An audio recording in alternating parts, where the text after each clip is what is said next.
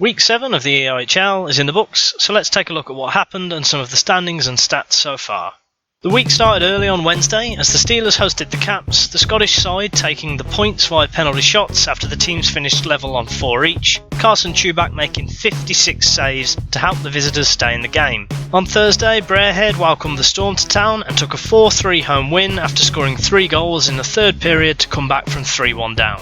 The last game before the weekend came on Friday in Belfast as the Giants hosted the Devils. The Giants took a 4-3 win after overtime, James Desmarais scoring the winner with 18 seconds left, capping a 3-point night for the Giants centre. The weekend started in Manchester with the Storm taking a 6-4 win over the Blaze, while in Belfast the second half of the Giants-Devils double-header was played out with the visitors taking the points in a 3-2 win, Joey Martin scoring a goal and an assist on the night. In Brarehead, the Clan took a comfortable 5-1 win over the Capitals in a game for both league and cup points, 5 different scorers contributing for the home side.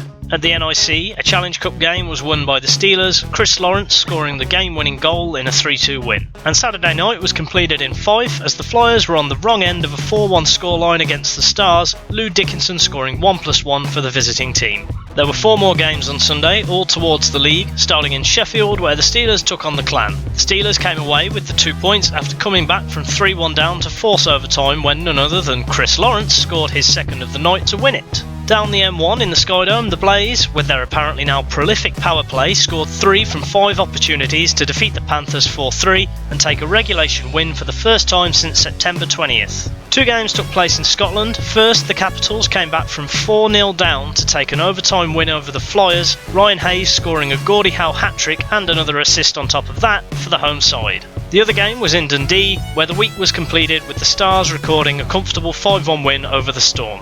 There's been no change at the top of the table after week 7, the Devils now holding a 2-point lead over the Giants and 4 over the Panthers, the Nottingham side having played 2 games less. The Steelers are down in 6th place but have only played 6 games contributing to the league, taking 9 points from a possible 12. At the bottom, the Blaze and Storm both added 2 points with wins, while the Flyers only added a point after they threw away that 4-goal lead in Edinburgh.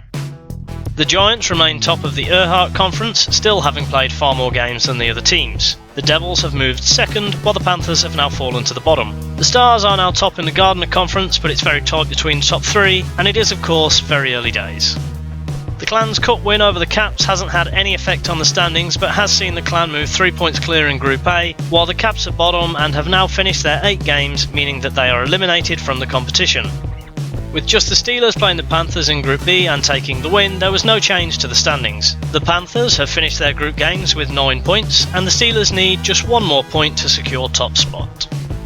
A couple of goals for Edinburgh's star player Ryan Hayes means he is now alone at the top of the league's goal scorers with 11 from 16 games. Despite being on the losing side twice, Stephen Schultz scored 3 times for the Panthers, giving him 9 on the year and putting him level in second place with Tyler Mozienko.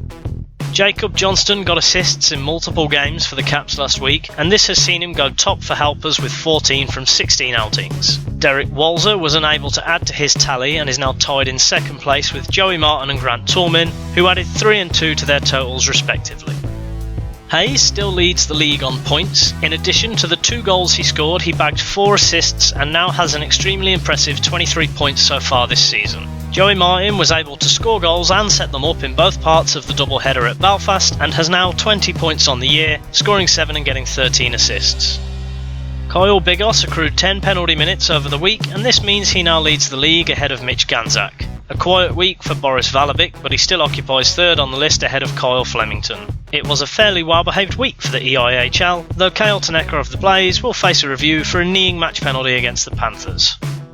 Mika Wiegman didn't have the best of nights at the Skydome on Sunday, conceding 4 from 25 shots and has seen his save percentage fall to .932, but still leads the league. Ben Bounds has maintained his percentage over the week, but the Steelers' Tyler Plant had a few tough games and has seen his percentage fall to .914. While Wiegman and Plant are still leading the league on goals against, the 2 both took a dent this week and no longer hold an average below 2. Elsewhere in the league there were no drastic changes, as it looks like we're beginning to see a truer representation of this season's teams. The Storm and Devils still lead the way on the power play, both converting roughly a quarter of their opportunities overall, Manchester scoring 3 times on 7 power plays this week, while Cardiff grabbed 3 from 9 against the Giants. The Blaze scored 4 in 11 over the weekend to continue their resurgence and are now over 21% and 5th place, quite a turnaround from the team that was around 5% a few weeks back. The Steelers continue to struggle with the extra man, but were able to score a couple of power play goals this week. There's no major changes to the top penalty killers this week, with the Clan still leading the league, killing 12 of 14 in 3 games to stay there. The Panthers and Blaze took noticeable drops in their success rate this week, both outfits giving up 4 goals on just 8 penalty kills, while the Storm were able to move off the bottom, having killed 11 of 13 penalties last week.